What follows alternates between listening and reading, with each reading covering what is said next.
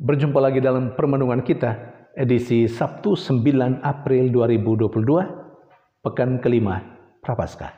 Bacaan-bacaan liturgi hari ini, bacaan yang pertama dari kitab Nubuat Yeskiel, bab 37 ayat 21 sampai 38, dan bacaan Injil dari Injil Yohanes, bab 11 ayat 45 sampai 56. Pembuangan ke Babylon telah membuat orang-orang Israel yang tadinya satu, mereka tercerai-berai karena peristiwa pembuangan itu. Mereka akhirnya keluar dari tanah terjanji. Mereka tersebar di mana-mana, secara khusus mereka berada di tanah pembuangan Babilonia.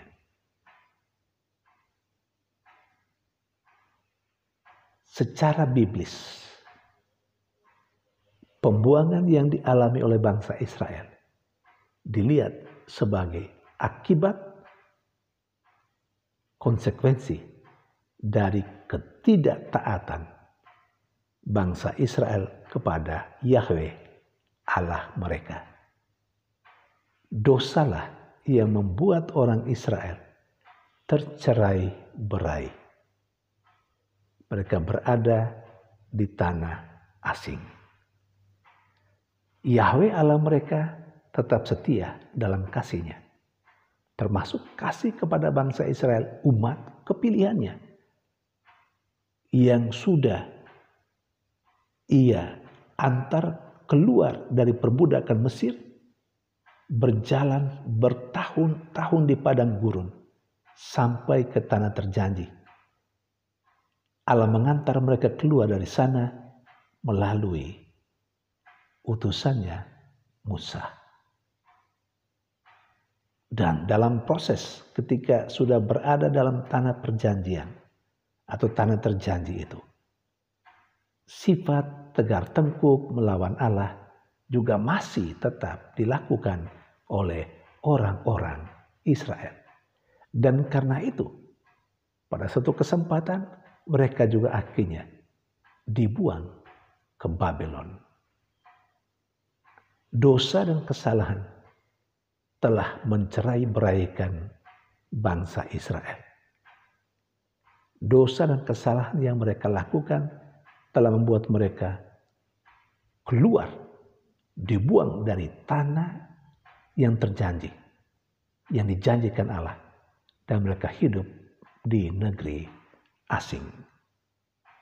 Namun Tuhan yang setia dalam kasih-Nya, menurut nubuat Yeskiel dalam bacaan pertama hari ini, Allah yang setia dalam kasih juga merindukan untuk kembali mengumpulkan bangsa Israel, umat kepilihannya yang sudah tercerai-berai itu, mengumpulkan, mengantar pulang, kembali menjadi sebuah bangsa besar dalam tanah terjanji.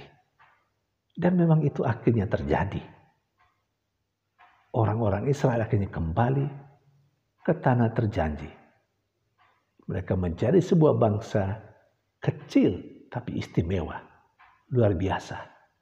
Dan demi bangsa dan tanah airnya, sampai saat ini mereka mempertahankannya dari siapa saja yang mau menguasai tanah terjanji yang adalah milik mereka, karena itu janji dari Yahweh, Allah nenek moyang mereka. Saudari dan saudara yang terkasih, kerinduan Allah untuk mempersatukan dulu bangsa Israel, kerinduan yang sama itu juga terjadi atas kita, atas seluruh umat manusia. Allah merindukan supaya seluruh umat manusia menjadi satu. Dan dosa yang membuat kita tercerai satu sama lain, yang membuat kita berbeda satu sama lain, dan masing-masing kita mempertahankan perbedaan itu, Tetapi Allah mau mempersatukan kita semua yang tercerai-berai karena dosa dan kesalahan kita yang berbeda-beda itu menjadi sebuah persekutuan umat Allah.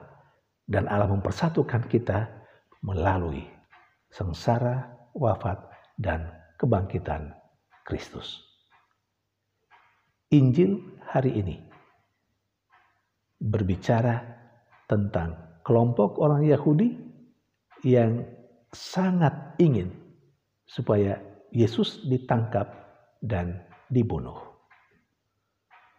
Memang mereka tidak merasa nyaman dengan kehadiran Yesus. Mereka menjadi takut, jangan-jangan banyak orang mengikuti Yesus, lalu kemudian orang Romawi menjajah dan menguasai tanah kelahiran mereka.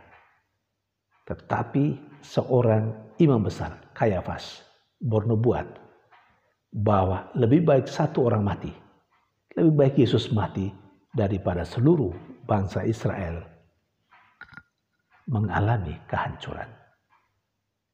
Dengan demikian, mungkin tanpa disadari, apa yang dikatakan imam besar Kayafas menubuatkan bahwa Yesus mati untuk mempersatukan seluruh umat manusia.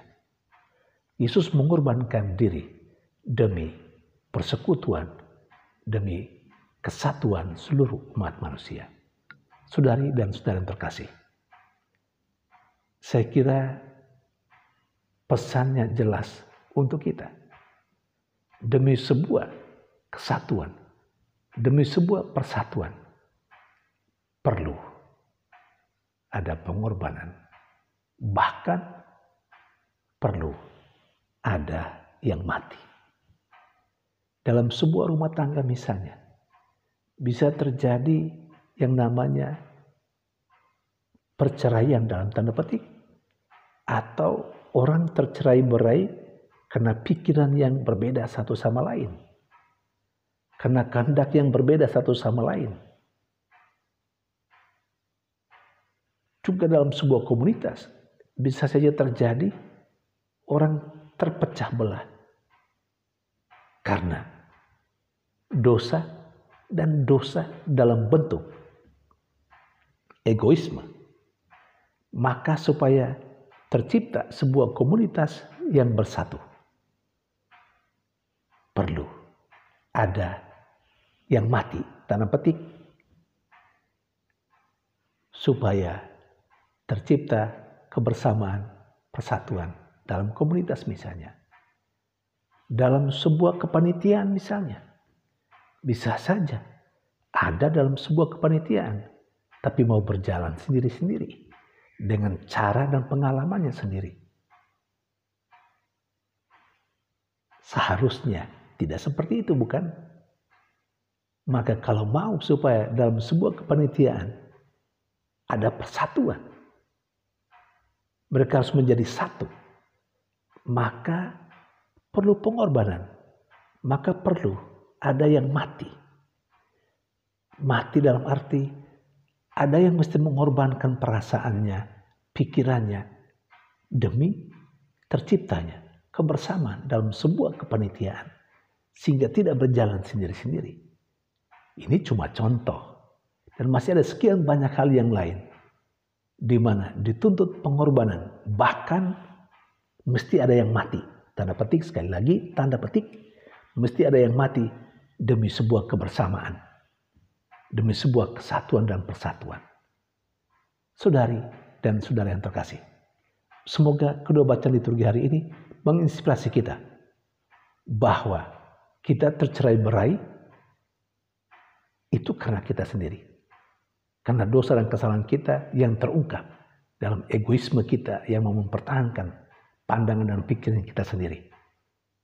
Nah, kalau kita mau bersatu kembali, maka masing-masing kita harus mematikan dirinya, mematikan keinginan pikirannya yang mau menang sendiri dan lain-lain sebagainya, demi terciptanya kebersamaan, kesatuan dalam kehidupan kita. Tuhan memberkati.